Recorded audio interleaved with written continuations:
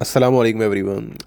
ہر کوئی یہ چاہتا ہے کہ وہ سب سے بہتر لگے، سب سے بہتر دکھے، سب سے بہتر بننے کی کوشش کرتا ہے۔ اور ہمارے نزدیک بہتری کا معیار بھی ڈیفرنٹ ہوتا ہے۔ کچھ لوگوں کے نزدیک بہتری یا کامیابی دنیاوی معاملات میں ہوتی ہے۔ کوئی دولت کو بہتری یا کامیابی سمجھتا ہے، کوئی جو ہے وہ طاقتور کو جو ہے وہ سمجھتا ہے کہ وہ سب سے بہتر ہے۔ لیکن ایک بات یاد رکھیں کہ ہمارے اور آپ کے پیارے آقا صلی اللہ علیہ وسلم نے فرمایا کہ تم میں سب سے بہترین وہ ہے جو قرآن سیکھے اور دوسروں کو سکھائے۔ اب یہ سوچیں کہ اللہ کے رسول صلی اللہ علیہ وسلم نے کامیابی کا معیار ہی بدل دیا۔ نہ دولت کو کامیابی کہا، نہ بہتری کہا، نہ شہرت کو، بلکہ قرآن کے ساتھ تعلق کو۔ اب قرآن جو ہے وہ جو سیکھتا ہے اور سکھاتا ہے وہی سب سے بہتر ہے۔ کیونکہ دیکھیں اب اس میں بڑی لاجک ہے۔ قرآن پاک جو ہے وہ آپ کے لیے اور تمام عالم انسانیت کے لیے، تمام کائنات کے لیے ہدایت ہے، صرف کتاب نہیں۔ قرآن پاک آپ کو بتاتا ہے کہ آپ نے زندگی کس طرح گزارنی ہے، آپ نے اپنے معاملات کو کس طرح سے ہینڈل کرنا ہے، آپ نے اپنی جو زندگی کے جتنے بھی مرحلے ہیں ان میں کیسے کامیابی سے گزرنا ہے۔ قرآن پاک ہی آپ کو سکھاتا ہے کہ آپ نے ایک اپنی جو زندگی ہے اس کو کامیاب کیسے کرنا ہے، اپنی آخرت کو کس طرح سے سنوارنا ہے، آپ نے دنیاوی جو آسائشات ہیں ان کو کس طرح سے حاصل کرنا ہے، آپ نے کس طرح سے جو اپنے معاملات کو ہینڈل کرنا ہے کہ آپ کی دنیا بھی اچھی ہو اور آخرت بھی اچھی ہو۔ نہ کہ یہ کہ آپ ایک اسپیسیفک سائڈ پہ رہتے ہوئے آگے بڑھیں۔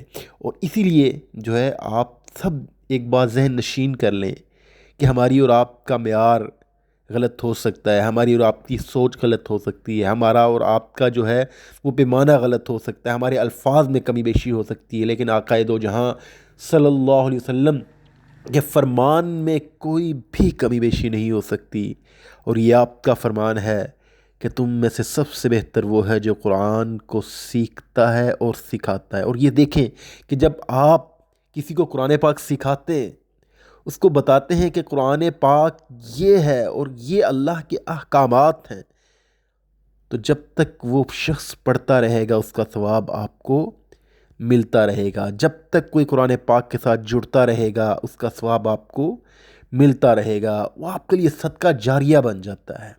اور جتنے لوگ قرآن پاک سے جڑ کر اللہ کے ساتھ لو لگا لیں گے، اللہ کے رسول صلی اللہ علیہ وسلم سے محبت کی انتہا کو چھو لیں گے، آپ کی اتباع میں وقت گزاریں گے، تو وہ سب جو ہے اس کی نیکیاں آپ کے جو ہے نامہ اعمال میں لکھی جائیں گی۔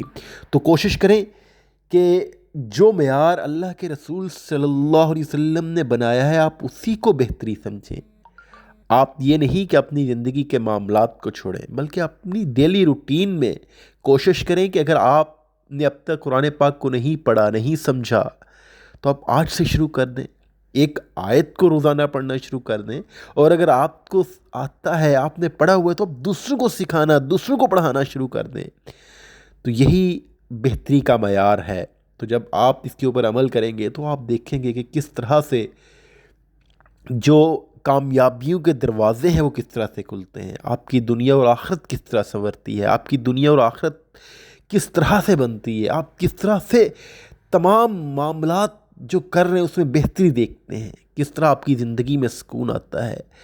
جسٹ اس بات کو ذہن نشین کر لیں کہ جو قرآن پڑھتے ہیں اور پڑھاتے ہیں ان کے ساتھ جڑ جائیں، ان سے محبت کریں، ان جیسا بنیں، اور قرآن کو بہتر سے بہتر انداز میں سمجھنے کی کوشش کریں اور آگے سمجھانے کی کوشش کریں، کیونکہ یہ اللہ کا کلام ہے، یہ کسی عام انسان کا نہیں ہے۔